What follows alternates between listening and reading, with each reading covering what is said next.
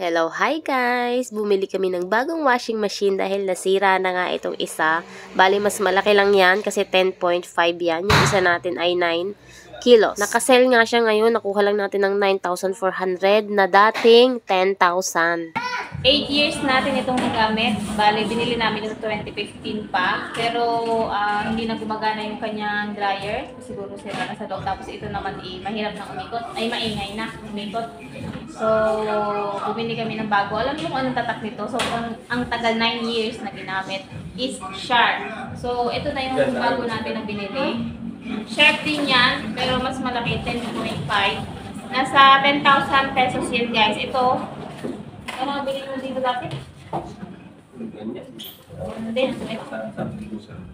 Yan, pareho lang, pero ito is mas malaki. 10.5 ang kanyang capacity. Lalo sa SM, wala na mga ganito. Kung hanap talaga namin yung kasi matibay nga yung siya. Matagal na gagamitin. Medyo napapaos na nga ako ngayong araw. 1 week pa lang ako dito sa Pilipinas. Diyos ko po, ang boses ko. Sinipo na rin ako tsaka may ubo na. So, continuation lang tayo nitong pagpipintura sa bahay. Nandito na tayo sa may kusina. Maraming nakagusto dito guys sa kulay na to. Nung nai-post ko to sa Facebook. Ang pangalan niya ay, ang color na to ay smoke gray ang tawag. Tapos Davis na brand. Bale, yung 4 liters niya is 800 pesos. Tapos, dalawang 4 liters na bote or na lata ang nagamit natin. So, 8 liters lahat. Medyo kinulangan tayo ng kaunti dahil yung isang poste hindi napatungan ulit. Bali, isang patong lang yun na ilagay ni Papa Alden. Kulang na kasi. Malalim yata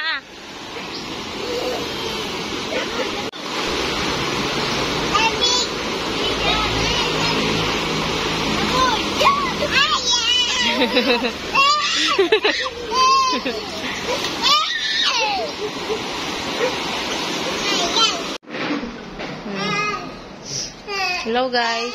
Kain na dali. Yay! Ayaw na naman.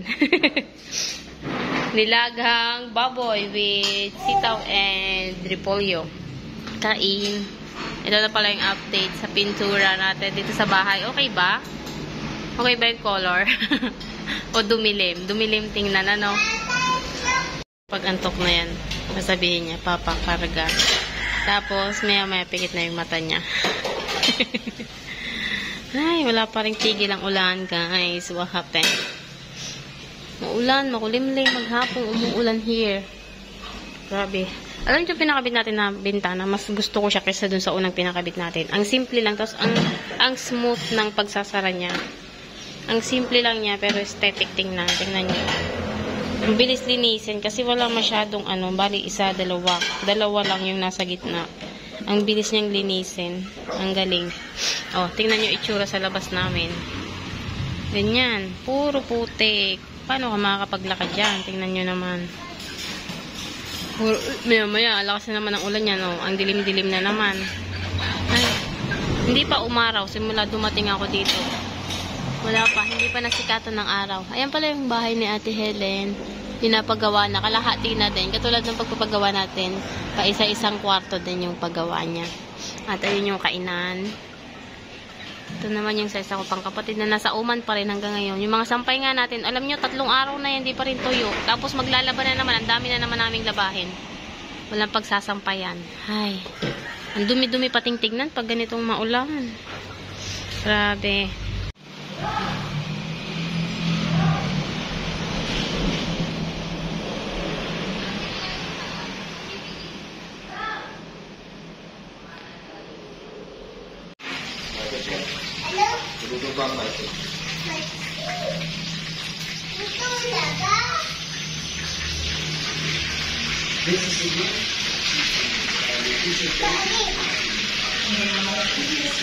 Huwag dyan sa taas, baka mahulog ka.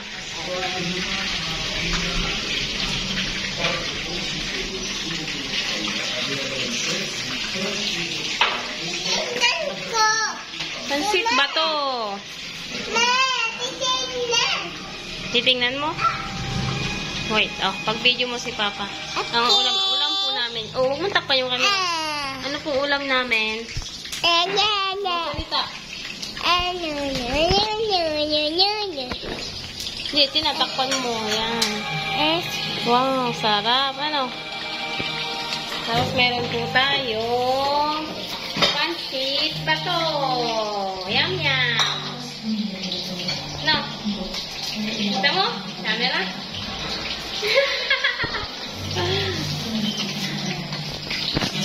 Alin sa'yo? Alin sa'yo? Tingnan mo muna kung alin sa'yo.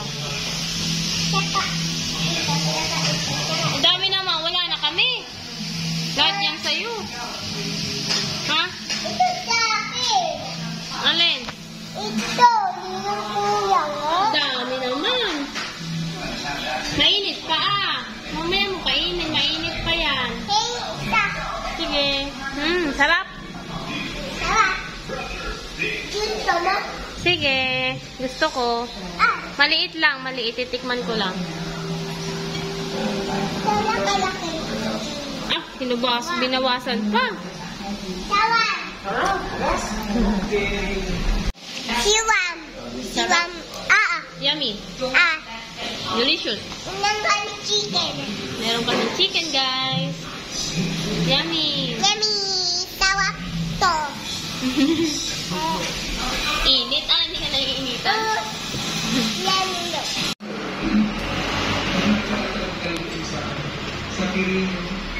Manok. Bigas. Sarap. Bigas na. Higa. Nung kumakain kami dito, sabay-sabay, sabi ni Kelma, na-miss ko yung ganito. Sabi niya. Sobrang tagal din naman kasi diba, 2 taon mahigit na hindi kami kumain ng ganitong sabay-sabay. Pero alam nyo, ngayon lang kami nagsabay-sabay ng mga yan. Kasi yung dalawang yan, si Jillian sa si Kel, hindi kumakain ng oras. Kung kailan sila nagutom, saka lang sila kakain. Kaya kami lang talaga yung nagsasabay-sabay ni Papa Alden at saka ni Ella. Kaming 3 lang. Tapos pahirapan pagpakainin si Ella. So ngayon, dahil fried chicken yung ulam, gusto siguro nila, kaya ayan, sabay-sabay kaming kumain ngayon. Pasensya na kayo sa boses ko, paus talaga.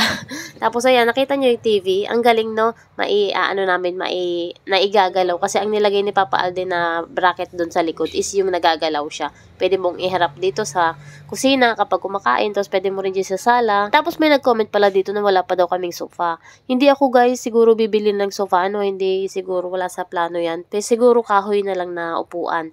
Baka nasabi ko nito sa ibang vlog ko. Kasi iniisip ko nagbabagyo dito. Kaya pag sofa ang binili natin, baka masira lang pag bumaha kasi hindi mabubuhat or wala tayong paglalagyan na mataas. Kaya siguro yung kahoy na lang kasi madaling linisin. Tapos hindi masisira kahit mabasa.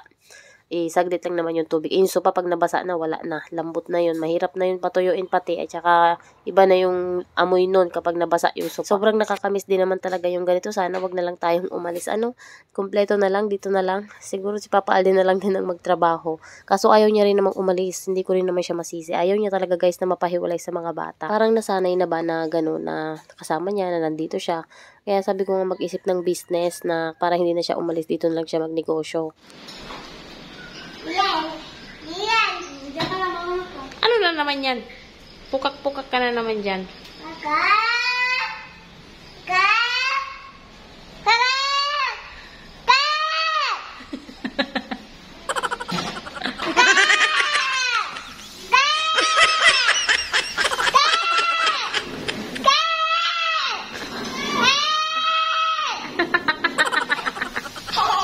Anong gagawin natin? Ang tatanggal to. Ito, bakit? Ba't tatanggalin? Hindi ako hawak hindi. Hindi ka makahawak ng didi. Bakit? Ano ba yan? May harang. Aray ko, tanggalin mo, ba? Hindi ko kaya. Paano ba? Ayan, hilahin mo dyan sa loob, bilis. Oh, yan, oh.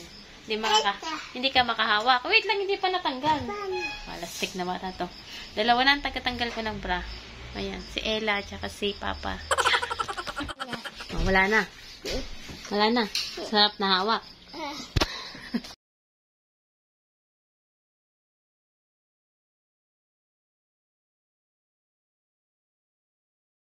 Yambahan nga ang pag-voice over ko dito sa bahay dahil ang daming maingay. May mga manok, may nagboboga, may Ella pang kulit na kulit, sigaw ng sigaw, hanap ng hanap sa akin. Nagtatago nga ako palagi para makapag-voice over ako ng maayos. Ang aga ko ang nagising dito dahil tatapusin namin yung pagpipintura at maglilinis din. Kung napansin nyo nga yung boses ko, paus na ako kakasigaw dito sa batang to. Daw, Papa. Mamaya, Nat, nagbo-voice over ako. Nandito ka na naman nakikinig. Talaga naman. Diyan, Papa. Doon na. At nahuli na naman nga ako ng batang to. Ha? Mamaya, doon ka muna kipapadali. Tignan mo.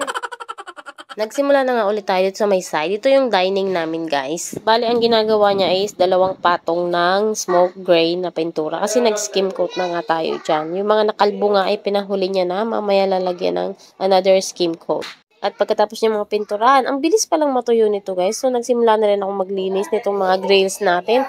Yun ang nakakainis dito sa Pilipinas, no? Napaka-humid. Alam nyo, kakakabit lang yan. Ang dami-dami na agad mga molds. Pati yung kisame namin, sobrang daming molds. Ang dami-dami, nakakainis. Yung mga amag ba? Daming itim-itim na tumutubo. Kailangan talagang alaga mo ng punas kasi kung hindi, masisira siya, dun magsisimula yung kalawang. So for the linis na naman ang bagong dating galing abroad. Pero alam nyo, mas masarap linisin yung sarili nating bahay kahit walang sweldo, ano? Yung pinagpaguran mo sa abroad, tapos ito lilinisin mo na sarili mo ng bahay, ang sarap. Kahit nga maulan ay hindi talaga siya napigilan. Ako, nakakatamad naman kasing umupo ng umupo. Hindi nga kami makagala, kaya ito na lang ang gawin natin. Maglinis na lang ng bahay at mag-renovate ng kung ano pang pwedeng magawa dito. So, ito yung skim coat na binili ni Papa Alden. Nasa 520 yata ang isang peraso nito. Bali, skim coat muna ngayon, tapos bukas na papatungan ng pintura. At ayan na naman nga yung dalawa. Naku, nakikisaw-saw na naman. Hindi naman kasi makapaglaro din talaga sa labas. Sobrang putik at malakas pa rin talaga ang ulan. 1 linggo na ako dito sa Pilipinas, ganun pa rin yung weather. Ito nga yung kwarto na sinasabi ko sa inyo, nalalagyan din natin ng skim coat. Grabe, talagang nabakbak na ng nabakbak yung nasa baba. Yung nasa taas naman na yun ay hindi pa talaga nalagyan ng skim coat dahil kinulang na noon. So ngayon, binili natin isang piraso na, ang dami naman ng sobra. So naisipan ko na ilagay dito sa aming countertop. Bali dyan sa ibabaw, hindi pa rin nagagawa. Lalagyan din niya ng tiles, tapos dun lalagyan ng mga cabinet, tapos yung lagayan ng wine. Talagang ang ganda nga naman. Ano, mayayamanin, pero walang laman ng bulsa. Yung bahay napakaganda. At syempre, hindi na naman mawawala itong isang bulilit na nakikikulit. Kinuha yung lahat ng laruan niya na pangdagat. Tapos, ayan, ginawang buhangin yung pang skim coat. Nakikihalo na rin. Tinulungan ko na nga itong si Papa Ali. Sabi ko, skim coat ko kaya yung countertop. Tapos, tinuruan niya ako kung paano siya na rin naghalo. And, yeah, nakuha ko din naman. Okay ba yung ginawa ko? Ang dami ngang nagandahan sa kulay na to, guys, na ipininturo namin dito sa bahay. Smoke gray po yung tawag dyan sa Davis namin binili. Davis brand pala. Pagkatapos nga itong ginagawa ko, ay tinanong ko si Papa Ali. Sabi ko, okay na ba? Uulitin mo pa. Sabi niya, papatungan niya pa daw. Sabi ko, pwede na ba ako mag-construction ito?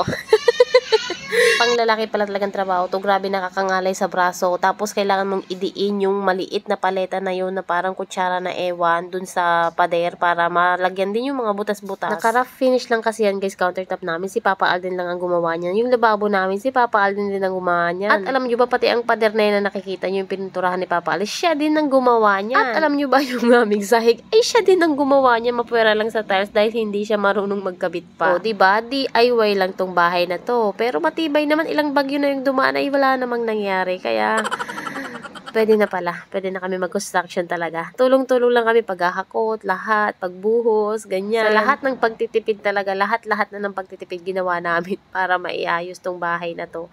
Na wag nang kumuha ng labor, kumbaga yung mason lang, ganyan. Medyo malayo-layo pa nga, madami pang dapat gawin, pero thanks God dahil ang dami na nating nakikitang pagbabago. Yun lang for today's video. Don't forget to like and follow.